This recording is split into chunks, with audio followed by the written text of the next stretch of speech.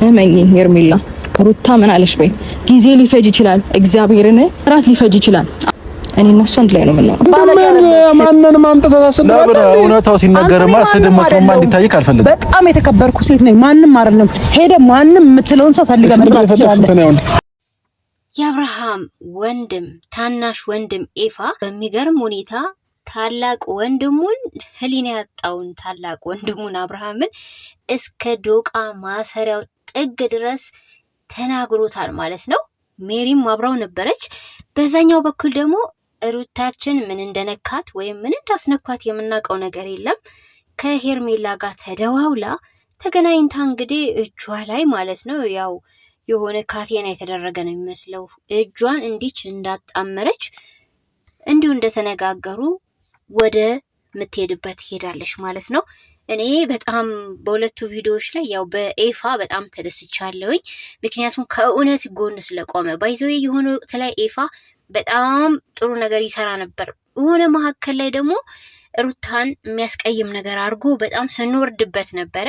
አሁን ላይ ደግሞ እንግዲህ ተመልሶ በምታዩት ሁኔታ ሩታን አጠገቧ አይዞሽ እያላት ነው። እንዲሁም እየተደረገ ያለው ነገር በተለይ ደግሞ አቶ አብርሃም በዚህ ሰዓት ትዳር ወይም ደግሞ ቀለበት ብሎ ከሄርሜላ ጋር ያደረገውን ነገር በፍጹም አውግዞታል ማለት ነው።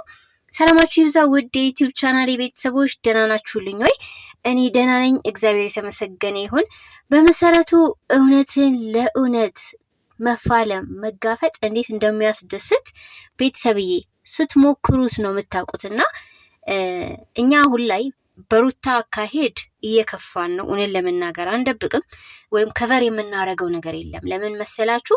መገኘት በሌለባት ቦታዎች ላይ እየተገኘች ነው ማለት ምን እንደሆነ ባናቅም ልጅቷን ያስነኳት ነገር አለው እስክንል ድረስ እየተጠራጠረን ነው። እና አሁን ደግሞ ዛሬ ላይ ሄርሜላን አግኝታት መነጋገር የሌለባትን ከሷ ጋር ማውራት የሌለባትን ተመሳሳይ ነገር ለአቤል ስትነግር የነበረውን አይነቶች የሚመስሉ ነገሮች ነው ከሄርሜላም ጋር ያወራችው።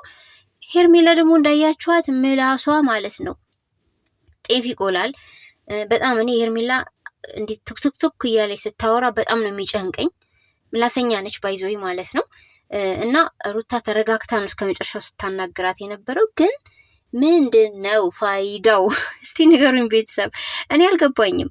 እኛ እኮ የሩታ ውድቀት ስለማንፈልግ መከበር ባለባት ቦታ ተከብራ እንድትቀመጥ ስለምንፈልግ ነው እንጂ መብቷ እኮ ነው ማንንም ማግኘት ማንንም ማውራት። ኢትስ ኦኬ ማለት ሰላማዊ በሆነ መንገድ ነገሮችን መነጋገር ይቻላል። ነገር ግን ፎር ዋት ሪዝን ያልገባኝ ነገር እሱ ነው። በምን አይነት መንገድ ምን አይነት ችግር ሊፈቱ ነው የሚገናኙት? ሌላው የደነቀኝ ነገር ሩታ አሁንም ድረስ ከአብርሃም ጋራ ወደፊት ሰላም አውረደሽ አብረሹ የመኖር ተስፋ አለሽ ማለት ነው። እኛ ይሄን አናውቅም። ስለ እውነቱ አብርሃም ስለበደለሽ ነገር በጣም ያዘንሽ፣ በጣም የተከፋሽ፣ ውስጥሽ የተሰበረ ሴት እንደሆንሽ ነው እንጂ የምናውቀው እስቲል ቀለበት እንኳን አድርጎ ገና ላይ ገና በተስፋ ነገ ወደ ህይወቴ ይመለሳል አንድ እንሆናለን ብለሽ እንደምታስብ ያናውቅም። እኛ ከሞቀሽ ከደላሽ ይሄ ዝብርቅርቅ ያለ ህይወት ከተመቸሽ ሩታ እኛ ዳር ቆመን ማየት በቪዲዮዎች ላይ ሀሳብ መስጠት ኖርማል ነው ለኛ። በነገራችን ላይ ከቅርብ ጊዜ ወዲህ እኔ አንድ ነገር ለራሴ ወስኛለሁ ማለት በተቻለኝ አቅም በማያቸው ቪዲዮዎች ላይ በጣም ፓወርፉል ላለመሆን በጣም ብስጩ ላለመሆን እሞክራለሁኝ። ለመሰላችሁ እኔ የእውነት እነሱ በሚያበስሉት ዶላር እኔ የእውነት ጨጓራ ታማሚ ሆኜ ከአንድም ስንቴ ስላየሁት ነው ከልቤ ያዘንኩ ራሴን እያመመኝ ማወራባቸው ደቂቃና ሴኮንዶች ብዙ ተቆጥረዋል ከዚህ በፊት በብዙ ቪዲዮዎች ላይ እና ሳስበው ግን ምንም አይነት እኔ የምፈይደው ነገር የለም። እንደ ማንኛውም ሰው ተረጋግቼ ሀሳቤ መስጠት እችላለሁ። አበቃ። እኔ ዛሬ ገና ለገና ሚዲያ ላይ ላወቅኳቸው ዩቲዩበሮች እንደዚህ ራሴ መሳት የለብኝም። አሁን እኛም ደግሞ ሚዲያ ላይ ያወሩታ ስላወቅንሽ እንዳትጎጂ ህይወትሽ ያየነው ፈተናሽ ሁሉ ስለሚሰማን ነው እንጂ ይህን ያህል ኢንተረስቲንግ ከሆንሽ ይሄ ህይወትሽ ነው ሩታ። ግን ደግሞ አንድ ሴት በትዳሯ ላይ ይህን ያክል ግፍ ከደረሰባት በተለይ ደግሞ ይሄ የአመንዝራነት ነገር አያጠያይቅም ወይም አያደራድርም በብዙ ሴቶች ዘንድ። አንድ ወንድ ቺት ካረገባቸው አብዛኞቹ ሴቶች ዞሮ ያንን ሰው መልሰው አያዩትም። ፍቺም የሚያደርሳቸው ጉዳይ ያ ስለሆነ የምር አምርረሽ ከአብርሃም የተለያየሽ ነው ይመስለኝ እኔ በራሴ በኩል። ግን ተስፋ አለው ወደፊት አብርሃምን መልሰዋለሁ ብለሽ የምታስቢ ከሆነ ሩታ እግዚአብሔር ይርዳሽ። በቃ ማለት ይሄ ያንቺ ፍላጎት ከሆነ ምንም ማድረግ አንችልም እኛ ያንቺና የአብርሃም ህይወት ምስቅልቅሉ እንዲወጣ የምንፈልግ ሰዎች እንዳልሆንን ጠንቅቀሽ ታቂናለሽ። ከዚህ በፊት በመካከላችሁ ብዙ ችግሮች ሲፈጠሩ በተለይ አብርሃም ዳርዳርታ ላይ በነበረ ወቅት ላይ ተፋልመናል። በምን አብርሃምን በፍቅር በተረጋጋ ሁኔታ እየመከርን ልንመልሰው ሞክረን ነበረ፣ ስላልተሳካልን ነው። ከዛም የከፋ ነገር እያደረገ ሲመጣ ነው አሁን እኛ ስለሱ ብዙም ጥሩ ነገር የማንናገረው። ተረዳችሁኝ ቤተሰብ?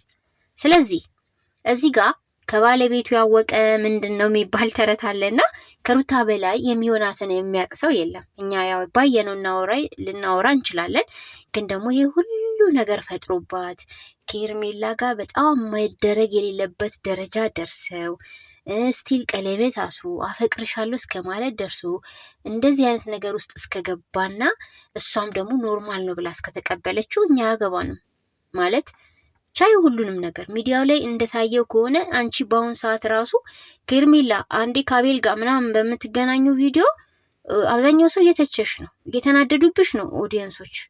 ስለዚህ በእርግጥ ስለ ሰው አትኖሪም፣ ስለ ራስሽ ህይወት ነው የምትኖሪው። ግን ደግሞ አንዲት ሴት ብዙ ስህተቶችን በባሏ በኩል አርማ አስተካክለው ነገሮችን ፊክስ ልታረግ ትችላለች። ግን ደግሞ ወሳኝ ነገር በጣም ከባድ ነገር የሚሆነው በትዳር ላይ ያመነዘረ ወንድ ሴት ልጅ ተቀብላው አሜን ብላ ትኖር የሚል ህግም የለም፣ መንፈሳዊ አካልም አይደግፈውም ይሄንን። ከዛ አንጻር ነው እኔ እንዲያሳብ መሰጥም አላቅም፣ ወደፊቱን ፈጣሪ ነው የሚያውቀው። ግን ይሄ ሁሉ ነገር አይቼ ይሄ ሁሉ ነገር ሰምቼ ተቋቁም አብርሃምን ወደ ህይወት ይመልሳለሁ ካልሽ ይቅናሽ ሩታ፣ ምንም አልልም። እኔ ክፉ አልናገርም ስላንቺ። ሜቢ አሁን ላይ የምታረጊው ነገር ትክክል መስሎ ሊታይሽ ይችላል። ግን ደግሞ አንዳንዴ በተቻላችሁ አቅም ቪዲዮ ከሰራችሁ በኋላ እስቲ በዚህ አካሄድ ላይ ይሄ የሰራሁት ቪዲዮ ወይም ደግሞ ለህዝብ ያደረስኩት ህይወት ታሪኬ ልክ ነው አይደለም የሚለውን ፈተሽ ብታረጉት ደስ ይለኛል። አንዳንዴ ዝም ብላችሁ በላይ እየደራረባችሁ ብዙ ችግር እየፈጠራችሁ ይመስለኛል ያላችሁት። አታዩም ራሳችሁን ይመስለኛል። አንዳንዴ በስሜታዊነት የምትሰሩ ቪዲዮ አለ ቼክ ማታረጉትም፣ ያ ደግሞ እየጎዳችሁ ይመስለኛል። መልሳችሁ ማዳመጥን መልሳችሁ የሰራችሁት ነገር መፈተሽ ልመዱ ልላችሁ ነው የምወደው። በሌላም በኩል እስካሁን ድረስ እንግዲህ ሜሪ ለሩታ እየተፋለመች ነው። በእውነት በጣም እየተፋለመችላት ነው። እኔ ሜሪ በጣም ነው የምወዳት ቤተሰብዬ። በነገራችን ላይ ማለት ከዚህ ከምናያት ከነሩታ ህይወት ውጭ ወጣ ብለን ስናያት ኤፋ እንዳለው ሜሪ በጣም የስራ ሰው ናት። አዎ ከብዙ ታዋቂ አርቲስቶች ጋራ ብዙ ቲያትሮችን ብዙ ፊልሞችን ሰርታለች። በጣም ስማርት ነች። በነገራችን ላይ ስቲል እስካሁን ሁሉ ነገር የሚያምርባት ሴት ናት ሜሪ። ትወና ብቃት አንደኛ ናት፣ ምንም አይጠየቅላትም ማለት ነው። እና ስራዋ የራሷ የሆነ ስራ አላት። በዛ ላይ ነው ተጨማሪ እዚህ ጋር ሩታን ሰፖርት እያደረገች ያለችው። አሁን ላይ እንግዲህ አብርሃም እንደሰማችሁት የሚናገራቸው ነገሮች ተመሳሳይ ናቸው። አሁንም እንደፈለገ ባገባ፣ እንደፈለገ ብፈታ፣ እንደፈለግኩ አስሬ ቀለበት ባስር ምን ችግር አለው አይነት ነገር ደግሞታል። አንተ ትውልድ አጥፊ የሆንክ ልጅ ማለት ነው፣ እባክህን ስለ ትውልድ አስብ፣ የምታወራውን ተጠንቀቅለት። ቢያንስ የአንተን ህይወት እኮ ማለት ነው ግዴታም እንዲህ በዚህ ልክ ሚዲያ ላይ ማስጣት የለብህም። ያመንክበትን ነገር በብቻ በግልክ ብታረገው እንደ አንድ ሀሳብ ማለት ነው። ምክንያቱም ብዙዎችን እየበከልክ ነው። ምንድነው የምታወራው? አንዳንድ ጊዜ ይሄ ጭንቅላ ዝም ብሎ አንጎል እንትን ብቻ ነው እንዴ አንተ የበዛበት ሸክም ሞራናም እንደሚባለው ነገር እንዴ ምንም ማሰቢያ ነገር የለህም እንዴ አንተ? እንዴት ነው ዝም ብዬ ከፈለኩት አመጣለሁ ከፈለኩት ወልዳለሁ? እቺ ነገር ደጋገምካት። ለሌላ አላማ ሲያስብ ነው አብርሃም በነገራችን ላይ እንዲህ አይነት የሚናገረው ለቤተሰብ። ለምሳሌ አሁን ከሄርሜላ በኋላም ሌላ የምትመጣ ሴት አለች እመኑኝ ማለት ነው። ስለዚህ ያንን እያለማመደን ነው፣ ደጋግሞት እየተናገረ ነው ይሄን ነገር። እንዴ ለአስሯስ ብንበረከክ ለአስሯንስ ባገባ በስሪስ ቦልድ ቅብርጥሶ ይሄ ጀብዱ መሰለ እንዴ? ዝሙተኝነት እኮ ነውር እርኩሰት ስራ ነው አባቴ። አንተ ለነገሩ የት ታውቃለህ? የእግዚአብሔርን ቃል የት ታውቃለህ? ስታውቀው ስትተዋወቁ ማለት ነው። ለዚህ እኮ ነው እንደዚህ ዝም ብለህ እንደ ከብት ዝም ብለህ ያገኛት ሴትን ማግባት መፍታት። በእውነት እኮ በጣም ያስገርማል። ሜሪ ብትናደድም አይገርምም። ገና ልጁ አይ ቲንክ 6 ወር ቤተሰብ የልዑሌ ከተወለደ ማለት ነው። አስቡት በዚህች አጭር ጊዜ ውስጥ ሌላ ሴት ወሽሞ ሌላ ሴት አብስሎ ምናምን አድርሷል ለቀለበት።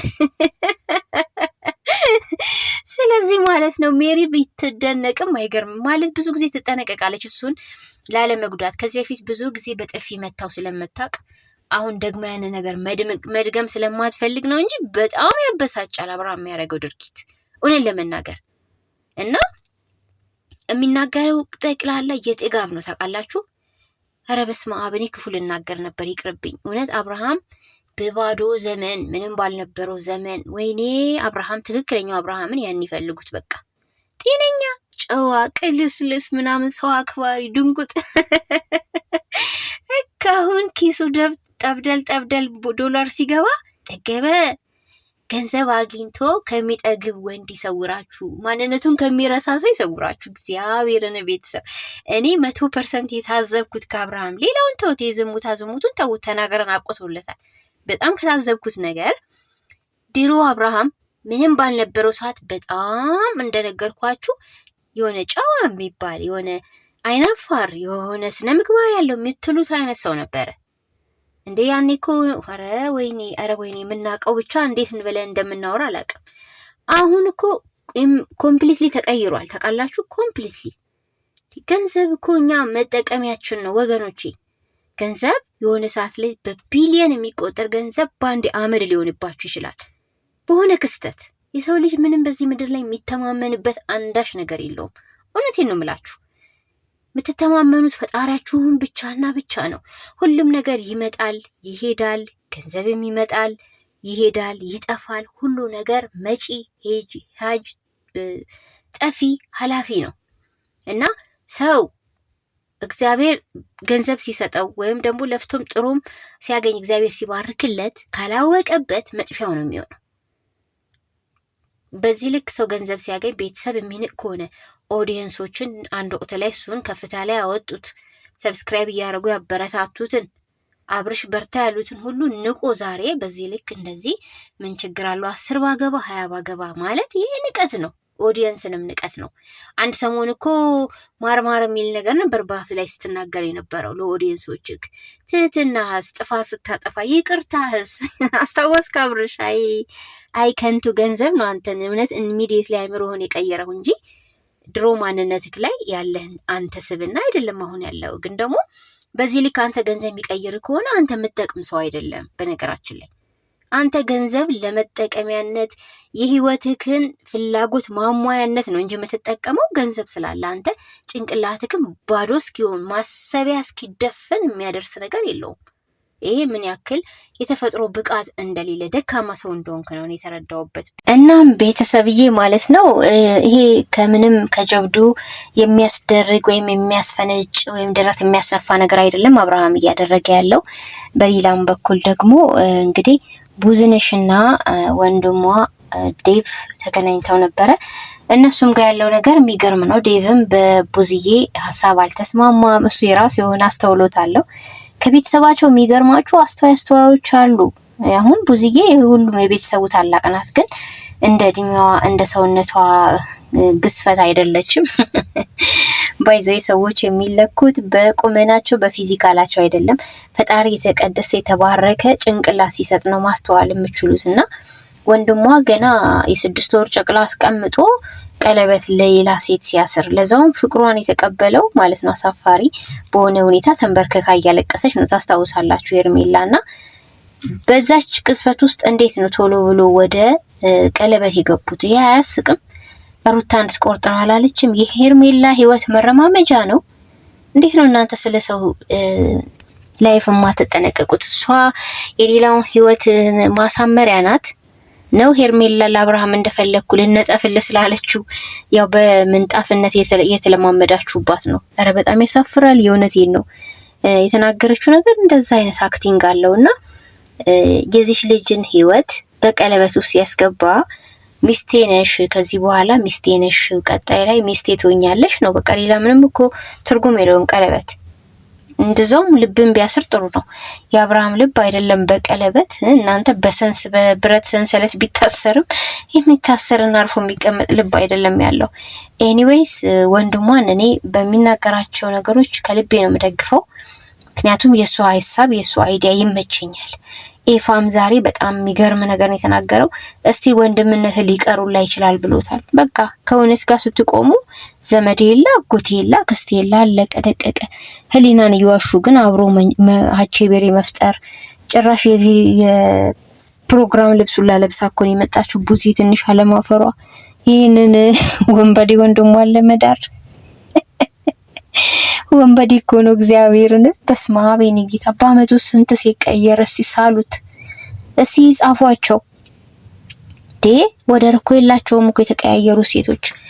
እንዲህ አይነት ወንድምን ምክር ወይም ደግሞ የሆነ የስነ ልቦና ችግር አለበት ብሎ ወደ ሕክምና ተቋም ነው እንጂ የሚወሰደው ወይ ወደ ጸበል እንደው ካመኑበት ማለት ነው እንጂ እዚህ ጋር ያጨበጨቡ መዳር መኳል። ሩታ መጨረሻ ላይ ምን ብላ እንደሄደች ሰማችሁ አይደለ? ታያለሽ ይርዘምም ይጠርም ጊዜው ብላታለች። እኔና አብርሃም አንድ ላይ ከመሆኑ ወደኋላ አንልም፣ ያኔ በተራሽ አንቺ ታለቅሻለሽ ብላለች። ሄርሜላ እንግዲህ ለወደፊትሽ ከባድ የህይወት ምዕራፍ ይጠብቅሻል ብዬ ነው ማስበው። ሩታ በዚህ ልክ እርግጠኛ ሆና የምትናገርበት የሆነ ምክንያት ከሌላ በስተቀር እንዲህ እርግጠኛ ልትሆን አትችልም። እኔ እርግዝናዋም ነገር እጅግ ግራ አጋብቶኛል። እየተናገረች ያለችው እርጉዝ እንደሆነች ነው። ሩታችን እባክሽ ውሸት ሲደጋገም እውነት ይሆናል የሚባል ነገር አለና ይሄን ነገር ብታጠሪልን። እውነት አያዋጣም እውነት ካልሆነ የምሬን ነው። በተረፈ ግን ሐሳባችሁን እስቲ ምን ቢሆን ነው እነዚህ ሰዎች ህይወት ተስተካክሎ ሰላም ወርዶ ሁሉም በየፊናው መኖር የሚችለው የሚለውን በኮሜንት ማስቀመጥ ትችላላችሁ። ከዚህ በላይ ባል ደስ ይለኛል። ስለነበረን ቆይታ ክብረት ይስጥልኝ። ቸር ቆዩልኝ። ወዳችኋለሁ። ባይ ባይ።